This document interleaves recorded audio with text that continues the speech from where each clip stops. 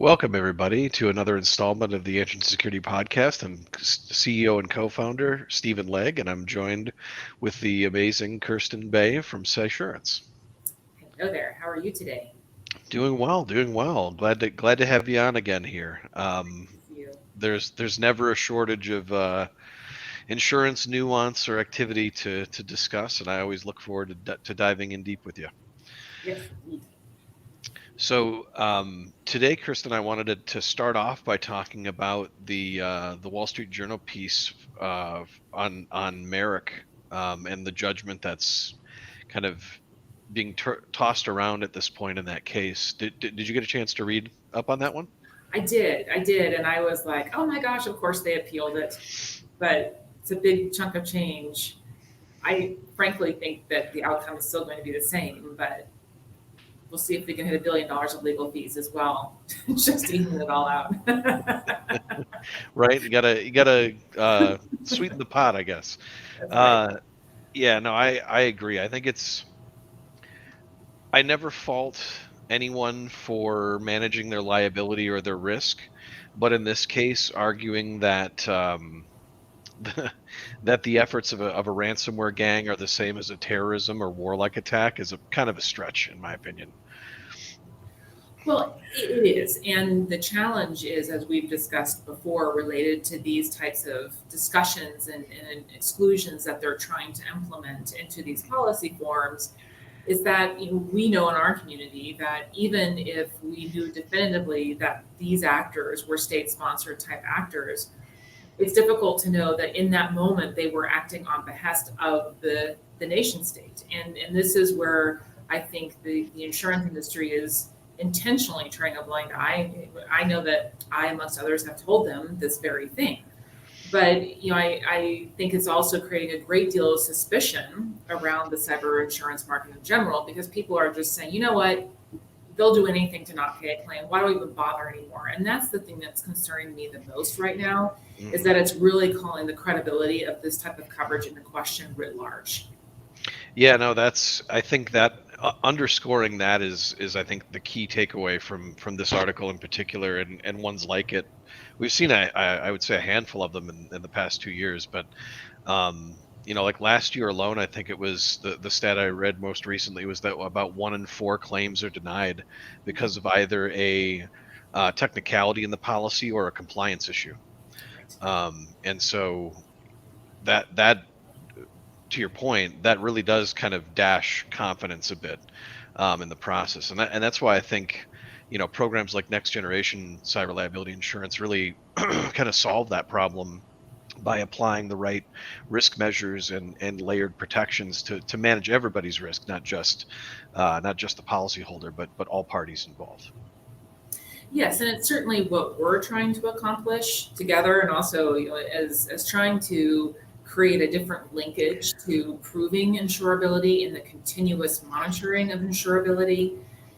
I think that if we were able to prove that people were doing the right things at the moment that they do experience an incident, because let's be honest, it's like I said, there aren't zero car crashes or zero house fires. So we don't have to have zero in this realm either. And I think this is a big challenge that security professionals have in general, because for as long as I've been in this industry, which is quite a while now, it's always like we have to prove that negative and get to zero when it's just not the realm of living in the physical space of this world. And so it's showing, though, how we can mitigate severity and impact. And those are the key areas where I'm so excited about working with you on these items, because what I want to be able to prove over time is that not only can we monitor that certain controls are effective at either eliminating or significant reducing impact and severity, but also understanding those knobs that we have to tune, where when we see evolution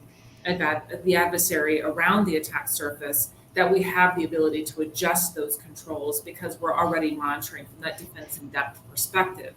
And being able to prove that those things actually work definitively when we're looking at indicators across the claims, that's what helps us start to prove that these are insurable risks and manageable risks. Yeah, completely agreed. And I think the reason it's so hard for the insurance industry in particular to wrap its brain around it is because it's not, you know, insurers and actuaries think of things in terms of rate of occurrence and Mhm, history.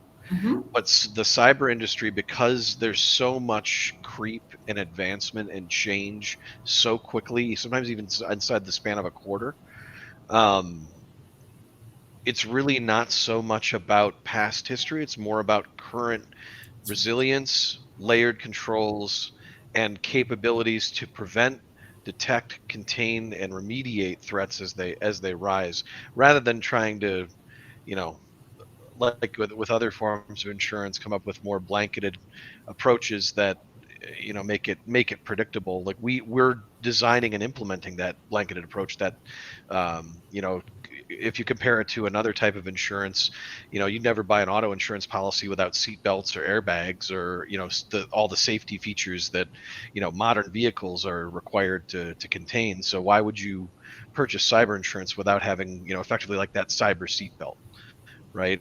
And have that in place, have those basic controls in place that are known to be effective at providing those outcomes that we just discussed, and put an organization in a position that even if there's some crazy supply chain attack or some horrible 0-day vulnerability that comes out, you're still able to pivot and react to that in an effective manner. And security really is achievable. It's not this like nebulous thing that there's nothing we can do about because it's too complicated. It just means that we have to, instead of looking at past history and what's happened in the history of forever with cyber breaches and how often is it going to happen, that's not the best indicator. It's in the last 12 months, in the last quarter, have we reacted to all the vulnerabilities that come out within a week? Have we patched them quickly? Have we made whatever configuration changes are necessary to accommodate vulnerabilities that can't be patched? Have we segmented our network? Have we put endpoint detection and response and identity controls in place? All these things are very doable and achievable, but in the insurance world, where they don't understand kind of that cyber part of the story, that can all seem very, I don't know, difficult to grasp. Well, it's true, and I think that one of the challenges we have, when you think about the blinky light conversation that we have around the monitoring capabilities that we have in place and how many sort of indicators of compromise we see versus incidents versus breaches, right? That whole chain of events that happen with organizations. And when we have a high severity ransom attack, let's say, or let's say we have 5 of them or 10 of them, and they're expensive. It feels highly severe in terms of its impact to not only the organization, but to the insurer. Hmm. The challenge we have is that what we don't know is, were there 10 million companies that had this malware compromise that didn't have an incident because of the things you just mentioned? And so Hmm. there's sort of a vacuum of information in terms of really being clear on, was it really a high severity event? In terms of all the people who were potentially impacted, it could have been a low severity attack, which means then we have to go back to the pricing conversation because those things go hand in hand. Which, Hmm. if there were 10 million organizations infected, but 10% of them were impacted, and that impact resulted in, say, like that Merck, the NotPetya attack, which was $10 billion. I Hmm. think that's part of the fear that insurers have is they know that it's lurking that way. And what happens if we had n times that number of companies that truly were compromised and had that level of loss? It would completely bankrupt the entire cyber insurance industry. And I think that it's getting equilibrium and understanding of, to your point, like how many times can we remediate those incidents before they become so persistent that now we're at a complete and total loss. And that's the great unknown, I think, right now. Well, and inside of that unknown is all of the patterns and anti-patterns of defenses, activities, reactions. It's not a linear or easy to stack up conversation at all times, right? So, you know, I empathize with insurance carriers on that front, because it is a difficult problem to solve. But that is one of the reasons that we have packaged things in the way that we have in order to create that good outcome for everybody. But I think the key there, and something to watch out for our viewers, is we're actually going to be putting out this starting this year, some white papers on some of the patterns and anti-patterns that we see, from an actuarial perspective, the things that really make a difference, in terms of either preventing or detecting and containing, severe incidents or breaches. Those things, I think, are often guarded as crown jewels, and they are important, but we as a community, a business community and a global community, really have to come together and share this sort of uh, defensive mojo to with each other, to really make this an effective, um, and workable situation for the defenders and for the companies that are trying to protect themselves. Absolutely. And it's a journey. I mean, the thing that I did a lot of research on the seatbelt question. How long did it take for the seatbelt to become mandated as a law? And Mm, how long did it take for car insurance to be mandated as law? And what's interesting is the car insurance policy mandate came after the seatbelt mandate. And partially it was because they were linked together, but it took mm, roughly 10 years worth of data to really understand from the time that that 3-point harness belt was created. It took that much time to develop the body of knowledge that yes, it has like a 74% reduction of impact and severity of a car accident. And so they had enough data that finally it started to percolate through as a regulatory mandate and then as a law. And mm. so these are the things I think we'll see as we progress as well. I mean, when you think about, and a lot of people don't realize this, that businesses who are under 500 employees in the United States represent about 48% of our GDP.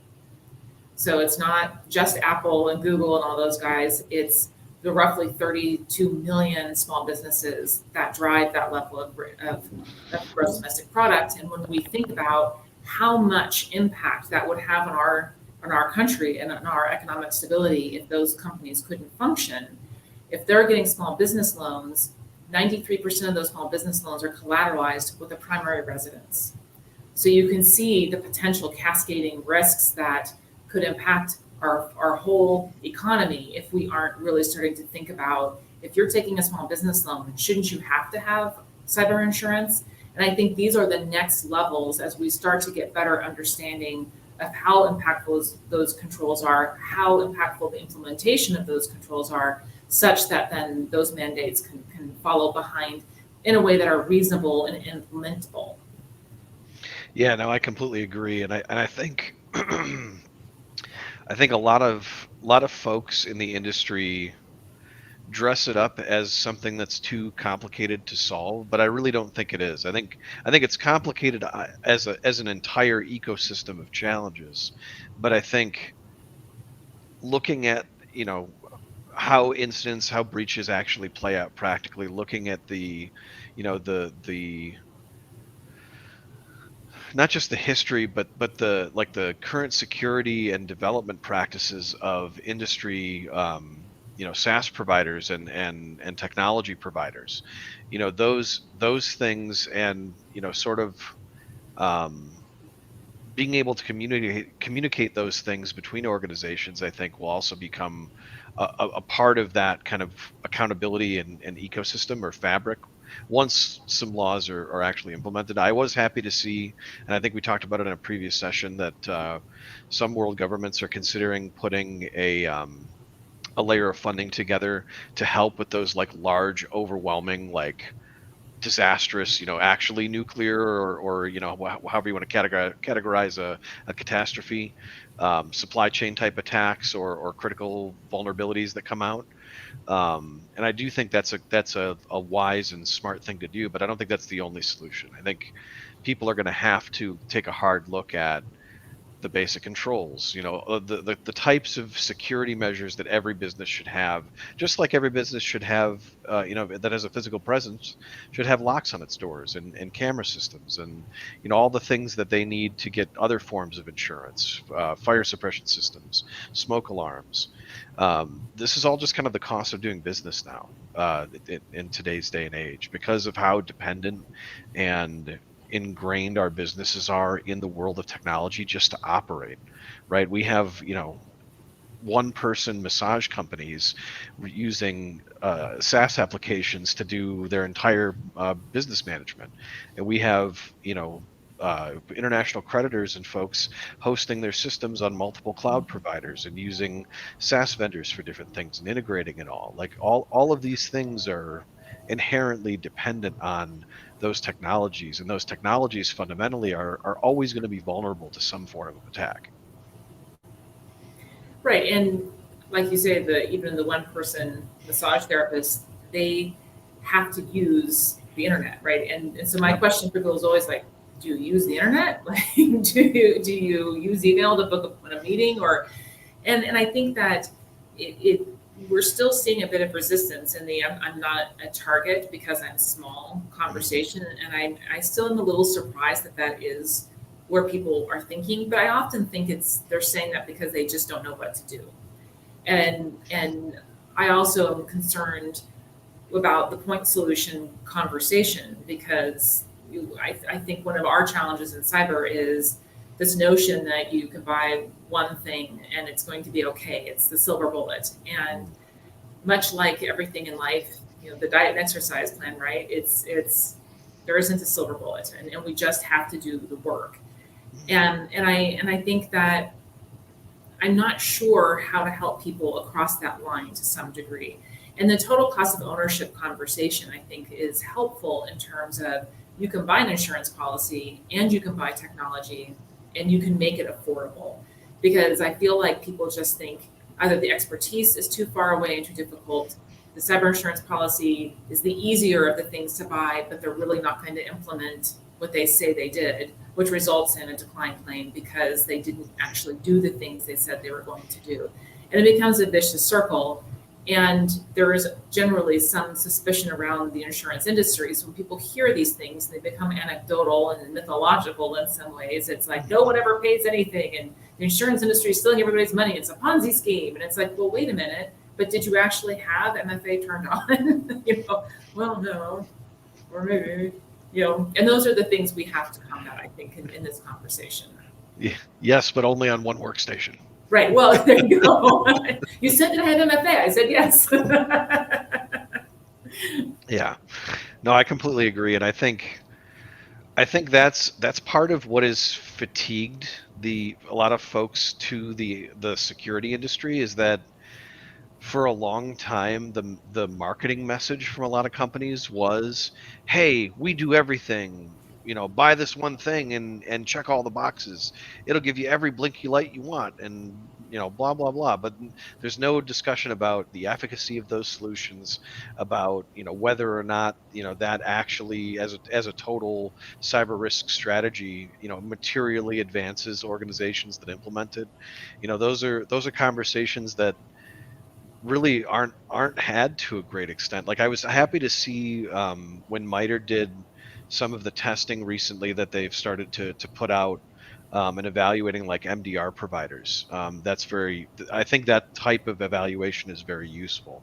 Mhm. But even that was pretty limited in scope. They only did it relative to a handful of specific threat actors and techniques, and it wasn't really a complete holistic look. That's one of the things that we do when we look at security technologies, is we beat them up and come at them 6 ways from Sunday, and also see how they perform in the wild. And I think that's one of the reasons that folks that work within our programs often tell us that they like the simplicity of it, because it's more like ordering off a menu rather than having to go and evaluate all these technologies, manage a billion vendor relationships, and figure out what the right decision is from a bunch of tools that they're frankly not experts in.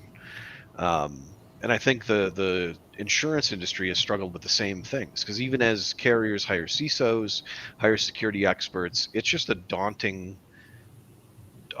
set of challenges to face off against. But it's not undoable.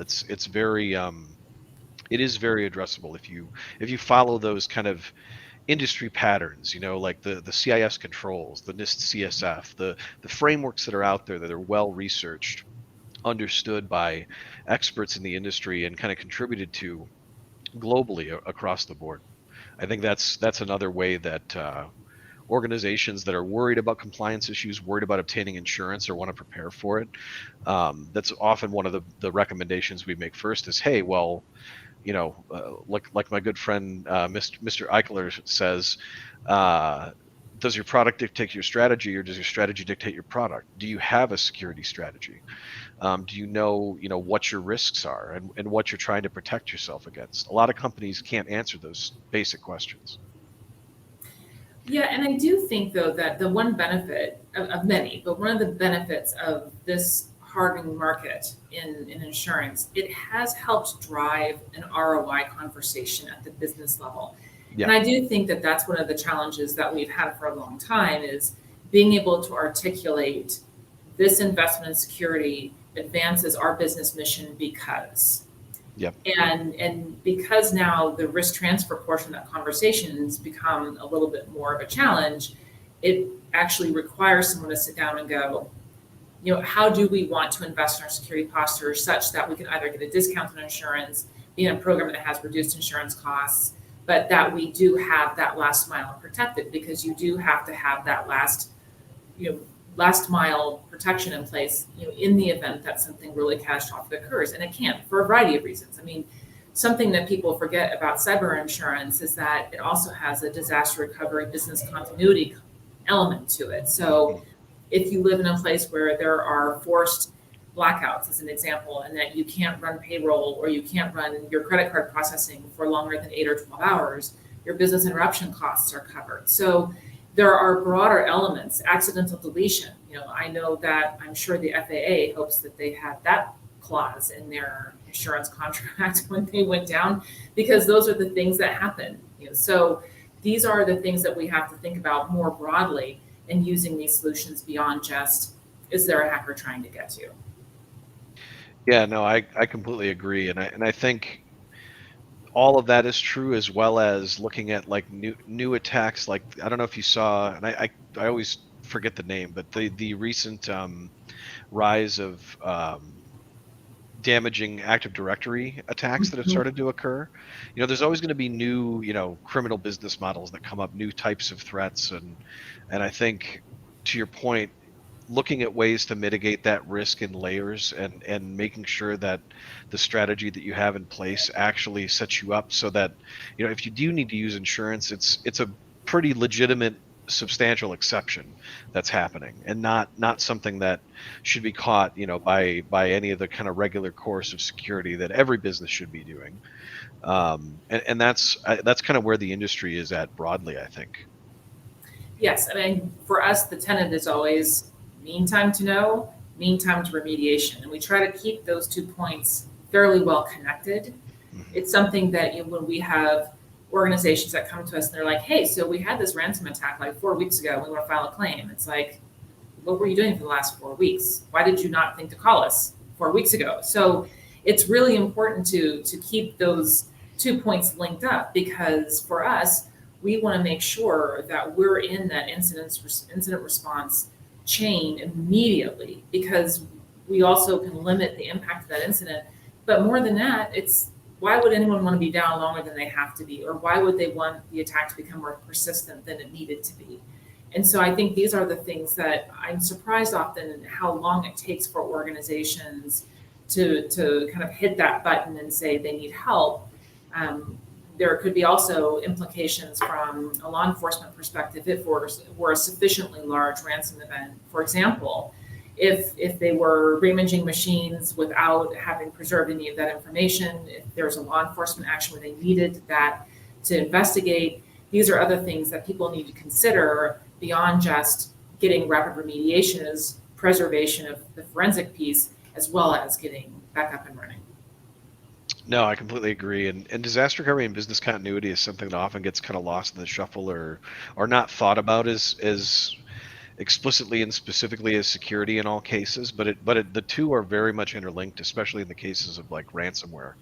Because anytime you're going to have that like mass disruption, you're going, attackers blowing up your short-term locally available backups to where you have to go to your kind of archival or out of band backup strategy to actually get back online, whether it's the business interruption, the downtime, the inability to complete certain business functions because those systems are not available, and even looking at like the insurance policy and what coverage is in place for some of those costs.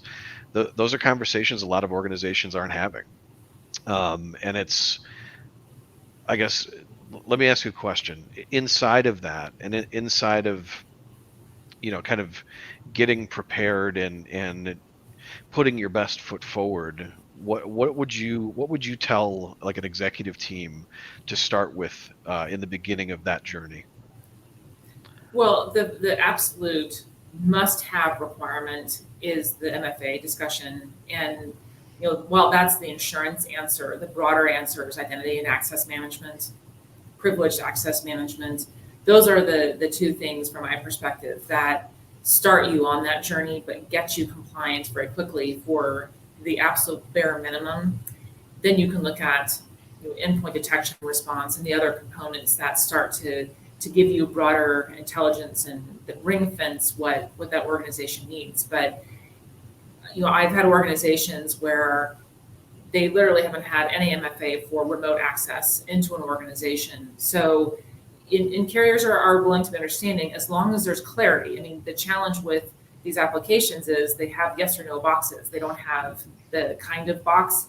So, but you can make notations, and the notations can be, look, we have implemented our MFA on Active Directory mailboxes. We're moving towards these next things, so that if they can see that you're making an evolutionary change and you're implementing controls, they will still offer insurance to you.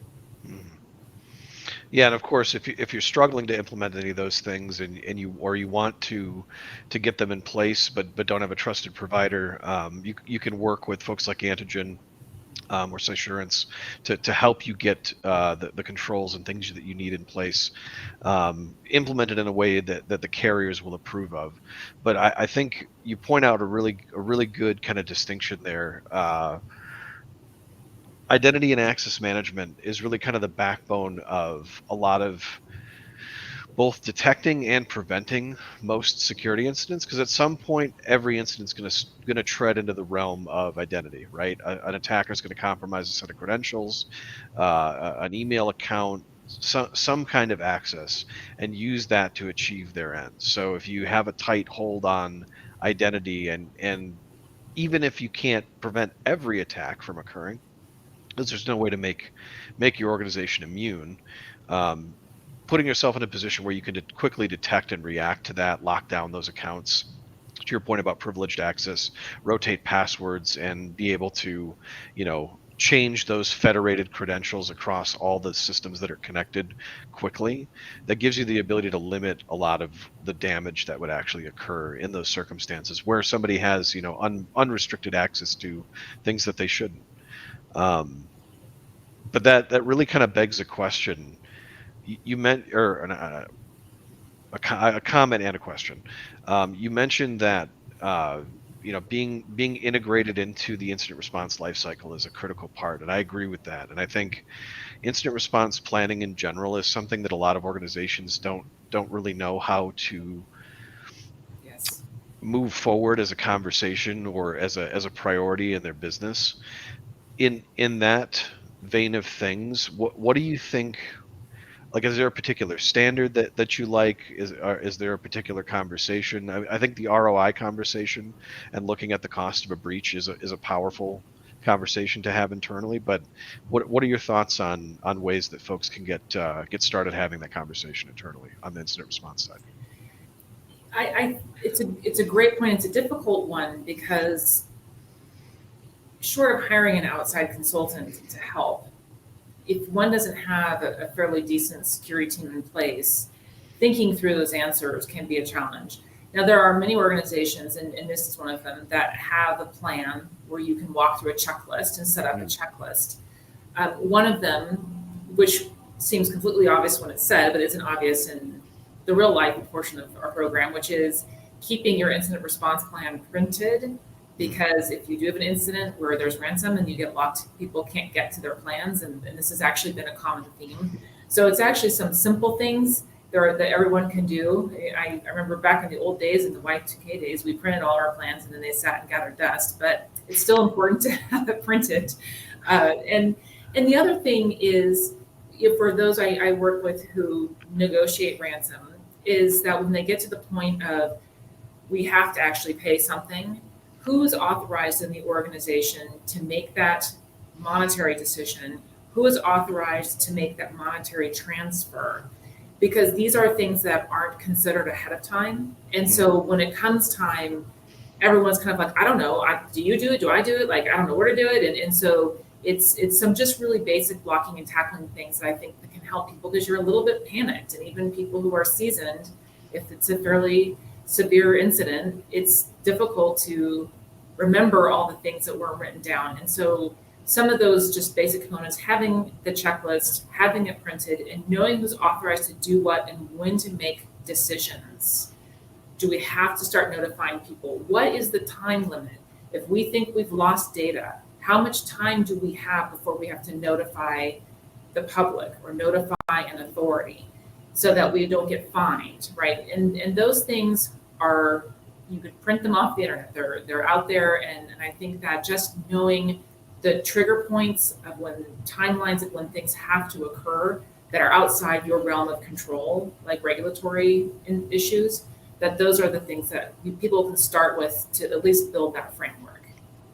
Well, and I think that makes it a conversation that's portable and possible even for people that might not be security experts, because, as you said, a lot of that publicly available information on what is mandated for reporting, the timeframes, the formats, I apologize, the formats and forms that have to be used, all of those things are, and of course, if you can't find them, working with a breach coach or getting legal help that understands cyber law and breach notification is always a good idea. But anybody can go to your state website to look at the local privacy laws, look at what is actually required, and have that conversation with your executive team before that stuff happens, ideally, so that, to your point, we're not in a situation where, oh, well, who's paying the ransom? Who's authorizing this? Who's contacting the insurer? Who's, rallying the troops? Who's calling our IT company? Who's calling our incident response partner? Like, all of those things are important to understand before there's that actual problem. And I think that's a great call out for, to your point. Yeah, and something to add, because this is new and a lot of people aren't aware of it, is that many states that already have in place fairly significant privacy laws, New York, California, Nevada, Texas, Massachusetts, amongst others, I have everybody go and double check to make sure that there haven't been updates. And especially if you are marketing organizations or organizations that track cookies, because now MAC addresses and IP addresses that are attached to devices like my device or your device are actually considered now PII.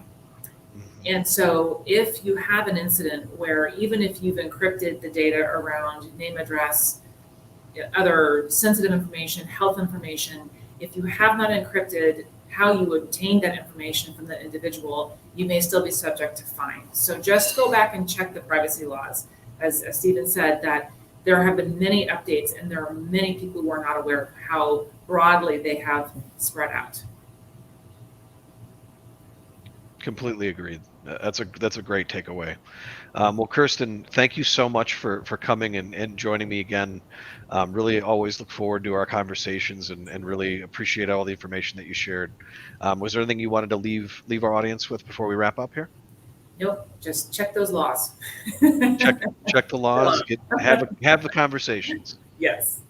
Talk about what you're going to do about ransomware, about cyber risk today, because doing it after the bad thing happens is never a situation anyone wants to be in. So hope everybody has a great rest of your day and week. And Kirsten, thank you again for joining me. Thank you.